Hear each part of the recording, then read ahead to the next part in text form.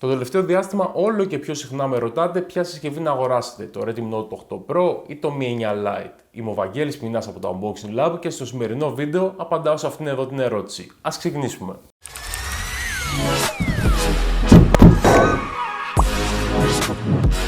Θα ήθελα να ξεκινήσω με κάτι το οποίο οι περισσότεροι από εμάς τείνουμε να το αμελούμε και να μην το λαμβάνουμε υπόψη. Και αυτό δεν είναι άλλο από το μέγεθος των συσκευών. Το Redmi Note 8 Pro είναι μια αρκετά μεγαλύτερη και πιο βαριά συσκευή σε σχέση με το Mi 9 Lite και αυτό το αντιλαμβάνεται κανείς κατευθείαν μόλις το πιάσει στο χέρι του. Πραγματικά, ακόμα και για μένα που είμαι μεγαλόσωμος, η χρήση του Redmi Note 8 Pro και ιδιαίτερα με το ένα χέρι είναι αρκετά δύσκολη. Το Mi 9 Lite είναι μια συσκευή την οποία μπορείτε να χειριστείτε πολύ πιο άνετα, την αισθάνεστε πιο ελαφριά στο χέρι, είναι πιο φορητή και η χρήση της γενικά είναι πιο εύκολη σε σχέση με το Redmi Note 8 Pro, οπότε είναι κάτι το οποίο πρέπει να λάβετε σοβαρά υπόψη. Ένα παράδειγμα, το OnePlus 7 Pro, το οποίο είναι μια εξαιρετική συσκευή και με εντυπωσίασε, ένας από τους λόγους που δεν θα την επέλεγα ήταν το μέγεθος, το βάρος και το πάχος της συσκευής. Πραγματικά αυτό το μέγεθος που είναι πάρα πολύ κοντά στο Redmi Note 8 Pro είναι οριακό, είναι πραγματικά οριακό ακόμη και για μένα.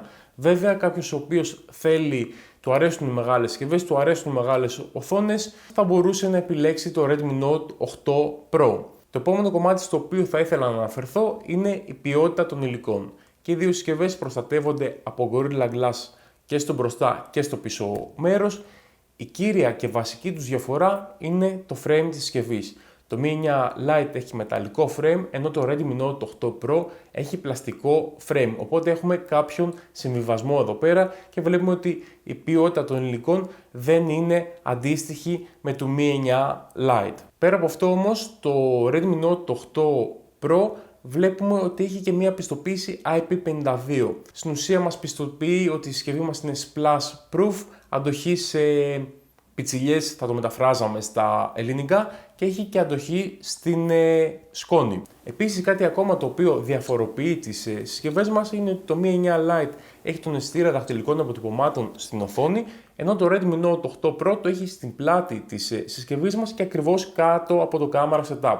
Σας έχω αναφέρει σε προηγούμενα βίντεο μου ότι προς το παρόν προτιμώ το δαχτυλικό αποτύπωμα να είναι στο πίσω μέρος της συσκευής, καθώς το δαχτυλικό αποτύπωμα στην οθόνη πολλές φορές δεν τοποθετούμε σωστά το δάχτυλό μας και έτσι μας δυσκολεύει να ανοίξουμε τη συσκευή μας. Στην προκειμένη περίπτωση όμως, το γεγονός ότι είναι ακριβώς κάτω από τις κάμερες δημιουργεί ένα θεματάκι, καθώς πολλές φορές μπορούμε να λερώσουμε την κάμερα της συσκευής μας. Και αφού είδαμε το μέγεθος και τον σχεδιασμό των συσκευών, ας προχωρήσουμε σε κάτι λίγο πιο σημαντικό και πιο χτυπητό. Το Redmi Note 8 Pro εξοπλίζεται με μια οθόνη 6,53 inches IPS LCD, ενώ το Mi 9 Lite εξοπλίζεται με την ίδια οθόνη που έχουμε δει και στο Mi 9 TUF και στο Mi 9 και είναι η 6,39 inch Full HD AMOLED οθόνη. Έτσι λοιπόν έχουμε το πλεονέκτημα της AMOLED οθόνης στο Mi 9 Lite. Όχι ότι η οθόνη του Redmi Note 8 Pro δεν είναι καλή, είναι μια πολύ καλή IPS LCD οθόνη, αλλά σίγουρα δεν έχει τα πλεονεκτήματα ούτε την ποιότητα της οθόνης του Mi 9 Lite. Επίσης, η οθόνη AMOLED μας δίνει το πλεονέκτημα να έχουμε λειτουργίες όπως το Always On Display, που μπορούμε ανά πάσα στιγμή να ελέγξουμε τις ειδοποιήσεις της συσκευής μας ή να δούμε την ώρα. Οπότε είναι περιττή και η χρήση του Notification LED, που στην περίπτωση του Mi 9 Lite είναι τοποθετημένη στο logo της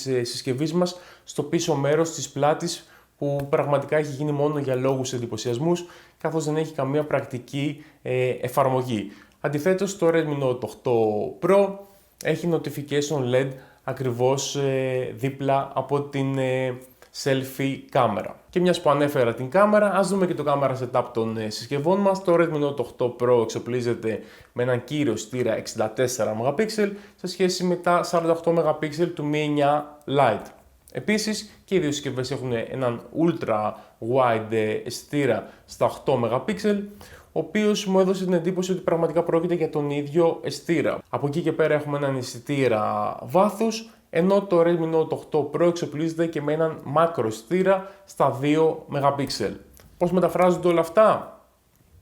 Η κύρια κάμερα του Redmi Note 8 Pro αλλά και του Mi 9 Lite, ο οποίος φοράει τον αισθητήρα που φοράει και το Mi 9 και το Mi 9 TAF Pro, βγάζουν πάρα πολύ καλές φωτογραφίες τόσο στην διάρκεια της ημέρας όσο και στην διάρκεια της νύχτας. Οπότε στο κομμάτι της φωτογραφίας δεν θα μείνετε παραπονεμένοι από καμία από τις δύο αυτές συσκευές. Επίσης, έχω κάνει και κάποια συγκριτικά κάμερα στο κανάλι τόσο με το Redmi Note 8 Pro όσο και με το Mi 9 TAF Pro που φοράει τον ίδιο αισθητήρα με το Mi 9 Lite, οπότε ρίξτε μια ματιά στην καρτέλα που θα δείτε σε αυτό το σημείο του βίντεο. Από εκεί και πέρα, στο κομμάτι του βίντεο αρχίζουν οι διαφορές. Το Mi 9 Lite έχει καλύτερης ποιότητας βίντεο σε όλες τις συνθήκες, και κατά τη διάρκεια της ημέρας και κατά τη διάρκεια της νύχτας. Λιγότερο θόρυβο, περισσότερη λεπτομέρεια, εκεί που χάνει είναι στην καταγραφή του ήχου. Το Redmi Note 8 Pro έχει μέτριας ποιότητας βίντεο, δεν με εντυπωσίασε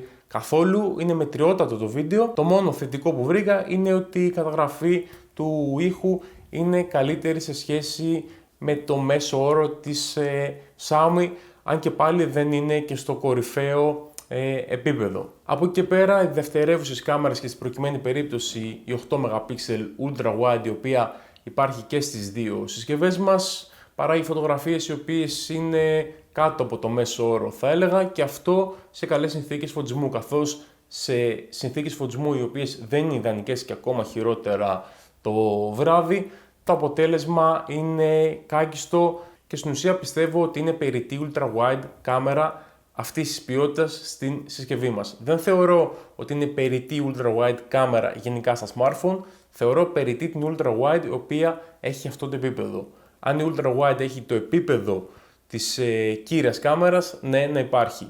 Αν όμως έχουμε μια Ultra Wide όπως στην προκειμένη περίπτωση που το αποτέλεσμα είναι μέτριο στην διάρκεια της ημέρας και όταν οι συνθήκες φωτισμού δεν είναι καλές, το αποτέλεσμα είναι κάκιστο, δεν υπάρχει λόγος να έχουμε αυτήν την κάμερα στη συσκευή μας πέρα από λόγους marketing. Το Redmi Note 8 Pro έχει και την macro κάμερα των 2 MP, η οποία στην αρχή όταν είδα ότι είναι μόλις 2 MP, πίστευα ότι τι αποτέλεσμα να μας δώσει. Αλλά πραγματικά σας λέω παιδιά, θα δείτε και κάποια δείγματα.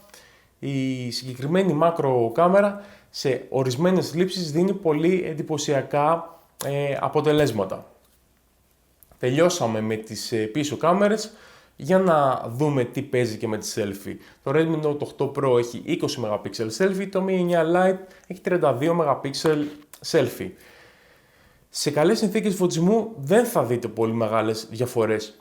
Όσο όμως οι συνθήκες φωτισμού φεύγουν από το ιδανικό, τόσο η υπεροχή του Mi 9 Lite είναι φανερή. Έχει λιγότερο θόρυβο η κάμερα του Mi 9 Lite και έχει και καλύτερης ποιότητας βίντεο. Οπότε αυτά τα 32 MP όντως αντανακλούν τη διαφορά σε σχέση με την κάμερα του Redmi Note 8 Pro. Παρ' όλα αυτά και οι δύο συσκευές μας δίνουν ικανοποιητικές selfie φωτογραφίες. Ναι, μεν το Mi 9 Lite είναι αρκετά καλύτερη σε κάποιες συνθήκες φωτισμού, αλλά σε καμία περίπτωση δεν θα μείνει κάποιος παραπονεμένος από την selfie κάμερα του Redmi Note 8 Pro.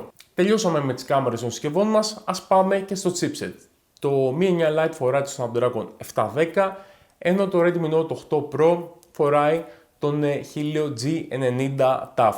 Ο Snapdragon 710 έχει σκορ στο Antutu γύρω στους 208.000, ενώ αντίστοιχα ο MediaTek στο Redmi Note 8 Pro έχει γύρω στους 280.000 σκορ.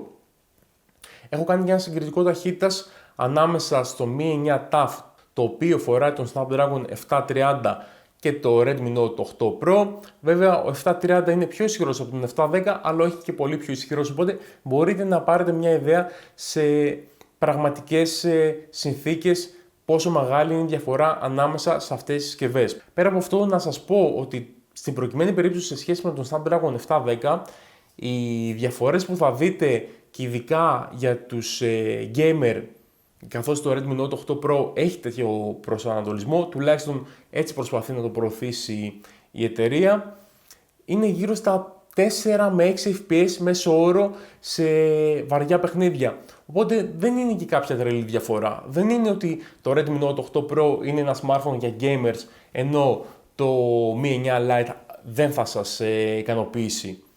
Και οι δύο συσκευές θα σας αφήσουν ικανοποιημένους, καθώς και το Redmi Note 8 Pro σίγουρα δεν έχει τις επιδόσεις του Snapdragon 855 και 855 Plus. Οπότε όποια και από τις δύο συσκευές να επιλέξετε θα έχετε ικανοποιητικά αποτελέσματα και σίγουρα δεν θα έχετε τα top αποτελέσματα που θα είχατε σε σχέση με τον Snapdragon 855. Η μόνη λειτουργία η οποία κάνει πιο ιδανικό το Redmi Note 8 Pro για gamers θεωρώ πως είναι η λειτουργία Hyper Engine της MediaTek, η οποία στην ουσία όταν ένας χρήστης παίζει ένα online game και είναι συνδεδεμένος με τους σερβερ της εταιρείας, σε οποιαδήποτε άλλη περίπτωση, αν δεχτεί μια κλήση, η σύνδεση με τους σερβερ της εταιρείας μέσω δεδομένων θα χαθεί έως και για 20 δευτερόλεπτα, ενώ σύμφωνα με τη MediaTek στο δικό της chipset η απώλεια αυτού του σήματος θα είναι της τάξης των μερικών μιλισεκόντ, οπότε δεν θα αντιμετωπίσει κάποια απώλεια από τη σύνδεση με τους σερβερ του παιχνιδιού ο χρήστης του Redmi Note 8 Pro.